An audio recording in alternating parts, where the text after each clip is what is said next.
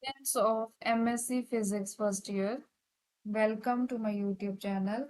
Today we are going to discuss the terminal questions of chapter number 2, Quantum Mechanics, part 1. And the book which I am going to follow is from Indira Gandhi National Open University. So let us start. The video on chapter number 1 is already uploaded, so you can watch that video also. So let us start with the chapter number 2. Let us go to the terminal questions of chapter number 2. So these numericals are based on the uncertainty principle, and so please just revise the formulas on which these numericals are based. First is uncertainty principle, that is delta x delta p is greater than equal to h cut by 2. Second is energy time uncertainty principle, delta E delta T greater than equal to h cut by 2. And third is energy, minimum energy calculation, in which we will find the derivative of energy with respect to x and then we will equate it. अगर हम energy given है और इसको हमने minimum energy calculate करना है तो D E by D delta x हम कैलकुलेट कर लेंगे, इसको इक्वल टू 0 के साथ हम इक्वेट कर देंगे and then we will find the minimum position, minimum value of x, and we will substitute this value into the energy to find the minimum energy. So these are the main formulas on which these numericals are based. First question is show that uncertainty principle can be expressed in the form of delta L delta theta greater than equal to h cut by 2. So यहाँ पे हमने ये prove करना है delta L delta theta greater than equal to H cut by 2. तो let us start with the basic uncertainty principle, that is delta x delta px greater than equal to h cut by 2. And we know that delta px is equal to m delta v. P momentum is equal to mass into velocity. So we can write it like m into delta Vx. And delta x is the position of the particle, and we can write it in terms of delta theta. Delta theta is angular position, or we can say angular displacement. And we know that linear displacement is equal to r into angular displacement. Linear displacement का जो formula होता है that is r into angular displacement होता है. r is radius of the circular path. Okay, so x is equal to r into delta x is equal to r into delta theta. Okay, so we can substitute delta x is equal to r into delta. This is the relation between linear displacement and angular displacement, and r is the radius of circular path. Okay, so this is the delta x substituted by r delta theta, and delta p equal to mass into velocity greater than equal to h cut by 2. So from here we can write that delta theta into m delta v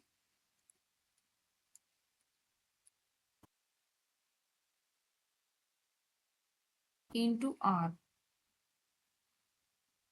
greater than equal to h cut by 2.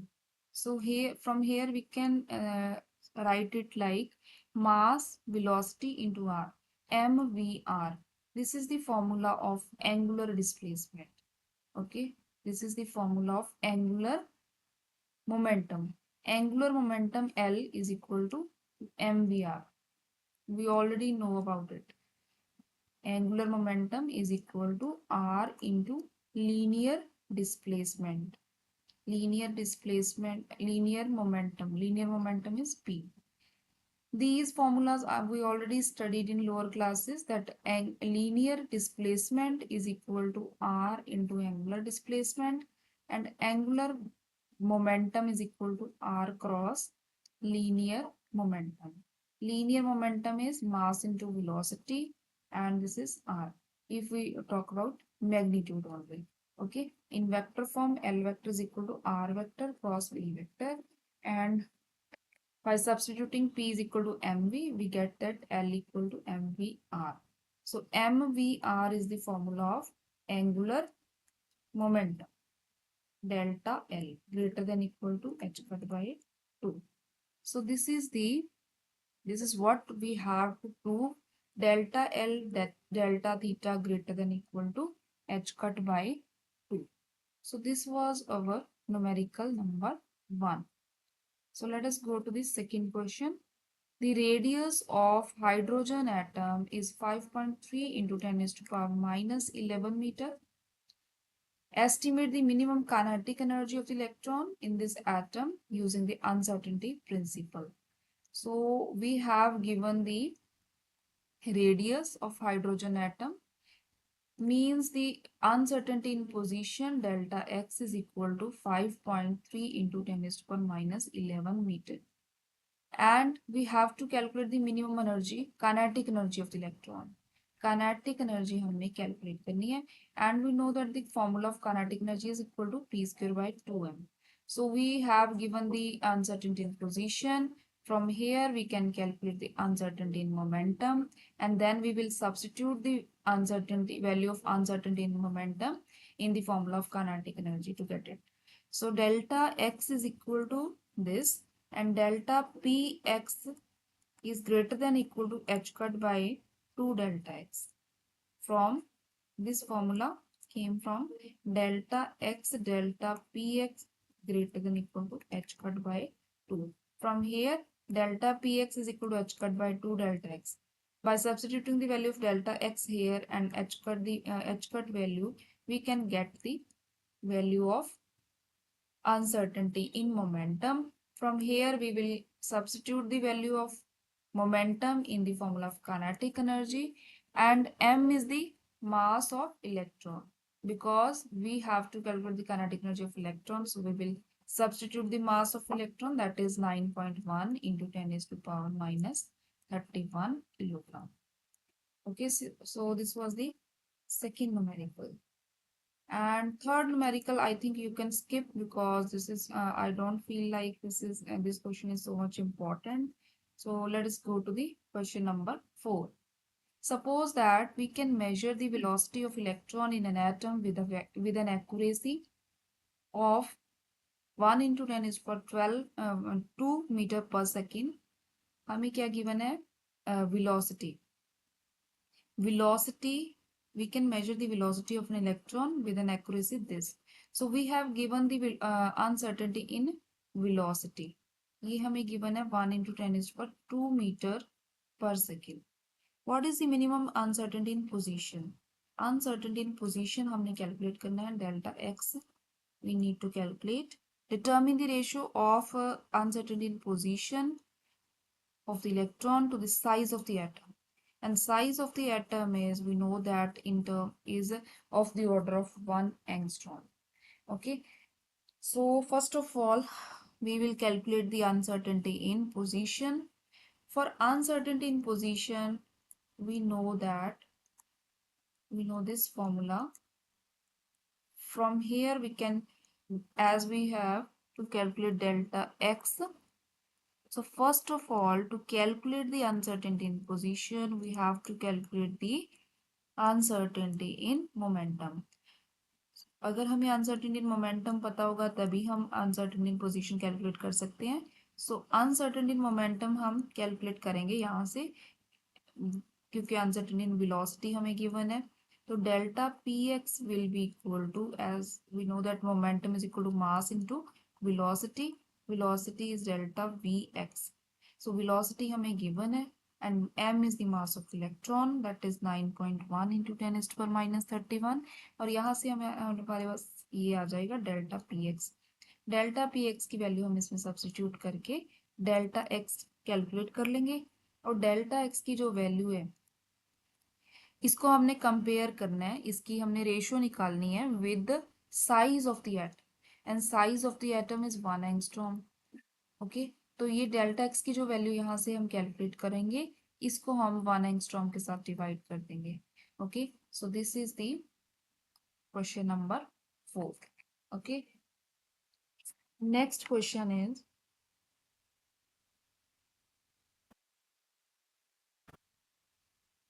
question number 5. Estimate the minimum velocity of the proton inside the uranium nucleus which has a diameter of 12 Fermi. Diameter of nucleus हमें given है 12 Fermi. 12 Fermi means 12 into 10 is to power minus 15 meter. Okay, 12 Fermi की हमें value पता है, इसको हम यहाँ से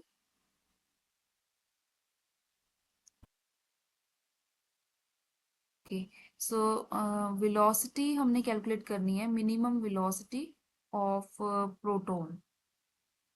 प्रोटोन की वेलोसिटी कैलकुलेट करनी है, और डायमीटर ऑफ न्यूक्लियस हमें पता है 12 फर्मी।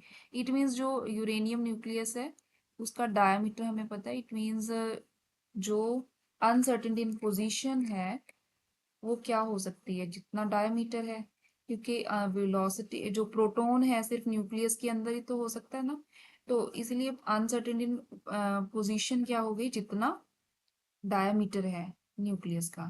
तो डायमीटर कितना है 12 Fermi.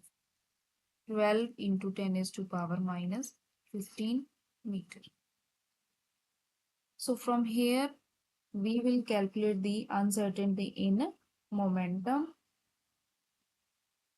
Uncertainty in momentum will become delta px greater than equal to h naught by 2 delta x.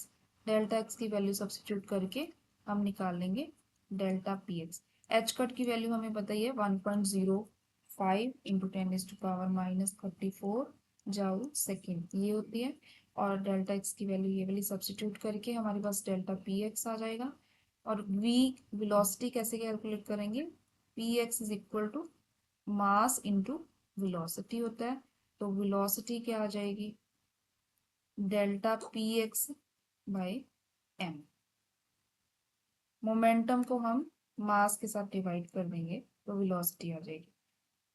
Momentum की जो वैल्यू हमने कैलकुलेट की है उसको हम मास के साथ डिवाइड कर देंगे, और मास किसका आ जाएगा यहाँ पे, प्रोटोन का।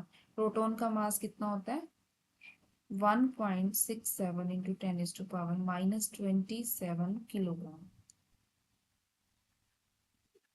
Okay, so this was the question number 5. Next is question number 6.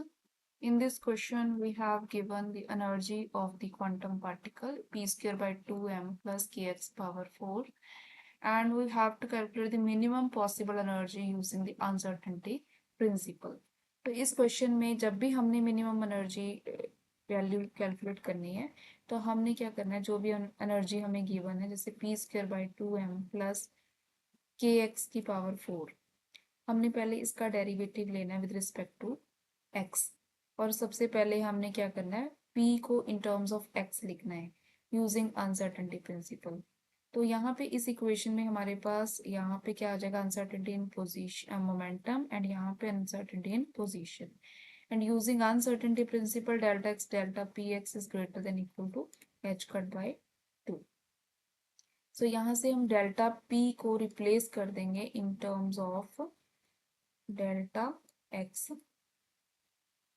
and ये इक्वेशन हमारे पास रिप्लेस हो जाएगी h cut square by 4 delta x square, P x square है तो यहाँ पे नीचे क्या है 2m प्लस के डेल्टा एक्स की पावर 4। ये हमारा आ गया एनर्जी का expression in terms of x, 8m x की पावर 4 प्लस के एक्स की पावर 4, एक्स की पावर 2 है यहाँ पे, 8m डेल्टा एक्स की पावर 2 प्लस के डेल्टा एक्स की पावर 4। इस इक्वेशन को हम नंबर 1 कर देंगे। यहाँ पे हम सिंप्लीफिकेशन के लिए पूरी डेरिवेशन में हम क्या कर सकते हैं, डेल्टा एक्स को हम एक्स के साथ रिप्लेस कर सकते हैं ताकि हमारा थोड़ा सिंप्लीफिकेशन हो जाए। तो इसलिए हम यहाँ पे क्या करेंगे, H cut square by 8m x की पावर 2 एक्स स्क्वायर प्लस के एक्स की पावर 4। ओके, तो यहाँ पे जहाँ पे भी x है वहाँ पे हमने बाद में डेल्टा x लिख देना है, but for simplification we will just write x। Okay, तो अब हम इसका डेरिवेटिव लेंगे with respect to x, h cut square by 8m and 1 by x square का डेरिवेटिव होता है -2/x³ प्लस 4kx³। अब हम इसको इक्वेट कर देंगे, यहाँ पे आ जाएगा कैंसिल होके H cut square minus H cut square by 4mx³ plus 4kx³ और इसको हम विद विद जीरो इक्वेट करेंगे, dE/dx इक्वल टू 0। तो ये वाली जो वैल्यू है इसको हम इक्वल टू 0 लिख लेंगे। तो यहाँ से आ गया हमारे पास H cut square by 4mx³ is equal to 4kx³। Okay, तो यहाँ से हम x की वैल्यू कैलकुलेट करेंगे। x की वैल्यू हमारे पास क्या आ जाएगी,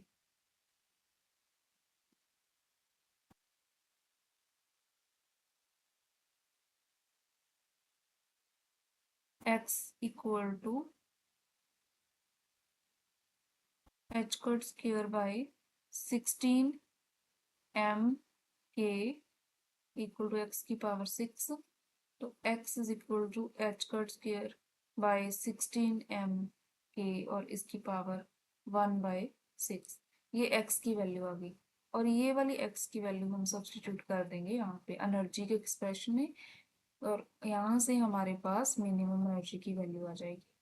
ओके, तो ये हमारा, उसके बाद हम क्या करेंगे, x की वैल्यू इसमें सब्सटीट्यूट करेंगे, cut square by 8m x square, x की वैल्यू क्या है, H cut square by 16m और इसकी पावर है 1/6। 1/6 है तो यहाँ पे स्क्वायर है तो ये आ जाएगी 2/6। ओके, 2/6 मीन्स 1/3 आ जाएगी, यहाँ पे आ जाएगी पावर 1/3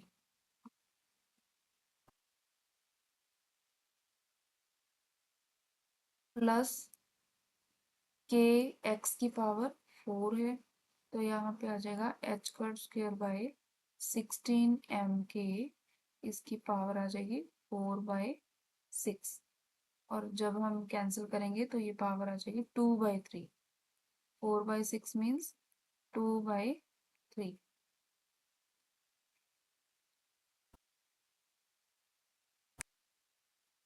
ओके, अब हम इसको सॉल्व करेंगे।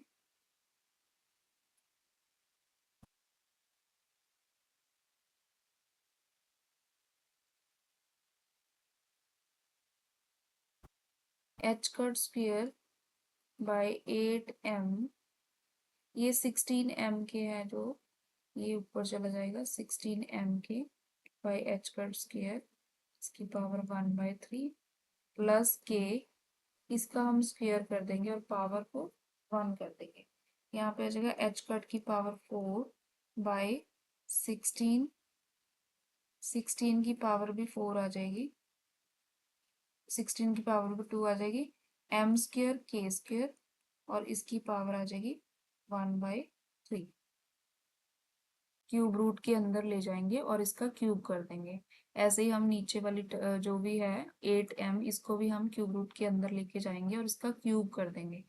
एच कट क्यूब करेंगे तो इसकी पावर 6 आ गई, मल्टीप्लाई 16m और इसका हम क्यूब कर देंगे 8 into 8 into 8 m³ H cut square और इसकी पावर है 1/3। सिमिलरली यहाँ पे के क्यूब कर देंगे और इसको क्यूब रूट के अंदर ले जाएंगे, एच कट की पावर 4/16 इंटू 16 m² k² इसकी पावर 1/3। ओके, तो यहाँ पे अब हम देखते हैं कैंसिल करने के बाद क्या आता है। 8 को यहाँ पे आ जाएगा 2 के कैंसिल करने के बाद, 8 और 16 को, और m के साथ एक m कैंसिल हो जाएगी। h कट स्क्वायर के बाद साथ ये h कट स्क्वायर भी कैंसिल हो जाएगा। तो ऊपर क्या आ जाएगा 2। ओके, 2 भी 8 के साथ कैंसिल हो जाएगा, नीचे यहाँ पे 4 आ जाएगा। तो नीचे ऊपर क्या आया, k h कट की पावर 4, और यहाँ पे नीचे 4 8 ज़ार 32 m स्क्वायर, इसकी पावर 1/3, प्लस यहाँ पे के स्क्वायर के साथ एक के कैंसिल हो जाएगा, के स्क्वायर कैंसिल हो जाएगा, और यहाँ पे आ जाएगा h कट की power 4 divide by 16 into 16 m square, और ऊपर आ गया k, इसकी पावर आ जाएगी 1/3।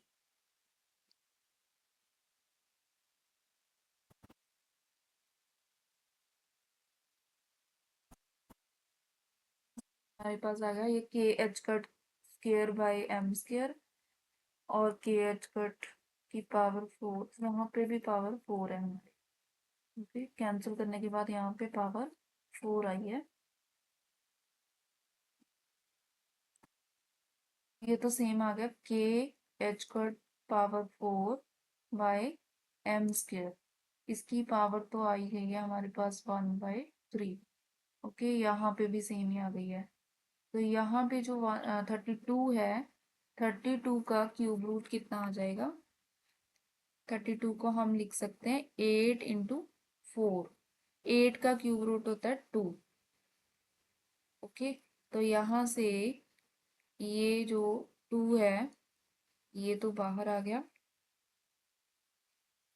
ओके, और 4 इसका आ गया अंदर, प्लस के एच कट की पावर 4, और 16 को हम लिख सकते हैं 8 × 2 × 8 × 2 m स्क्वायर, इसकी पावर 1/3।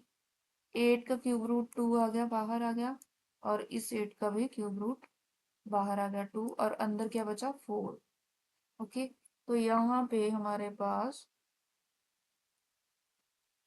आ गया 1/2 के एच कट की पावर 4/4 m स्क्वायर, इसकी पावर 1/3, और यहाँ पे 2 और 2 4 कॉमन आ गया, 4 × के एच कट की power 4 divide by 2 × 2 4 m square, इसकी power 1/3।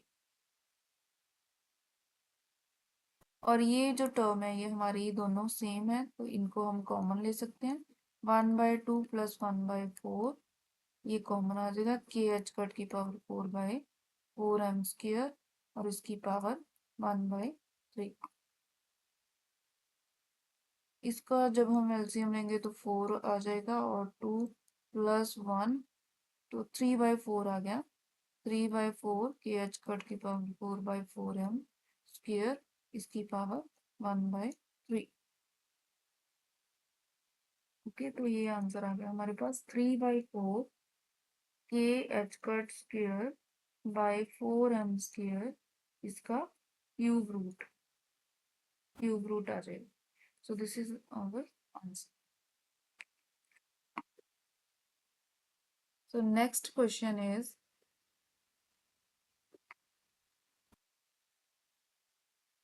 Question number 7। Seventh question में हमें क्या दिया हुआ है, सब atomic particle created in experiment has an average lifetime हमें given है,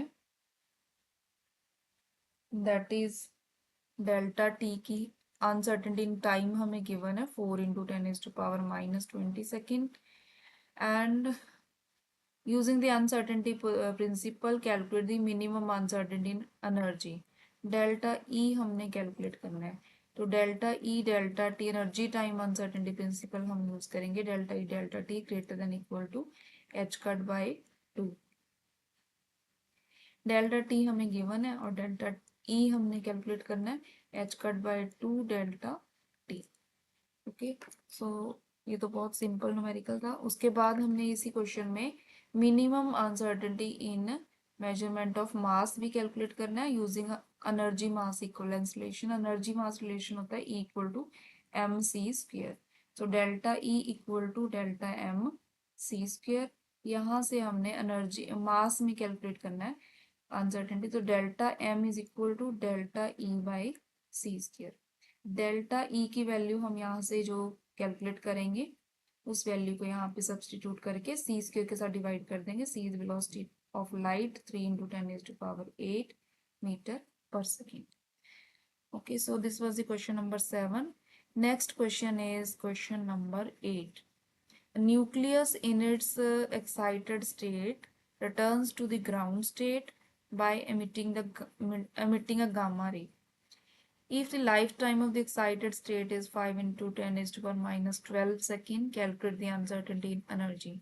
ये भी बहुत सिंपल न्यूमेरिकल है, इसमें हमें डेल्टा टी की वैल्यू गिवन है और डेल्टा ई कैलकुलेट करना है, वही delta E delta T greater than equal to H cut by 2। And the last question is nitrogen molecule at the room temperature are confined in a box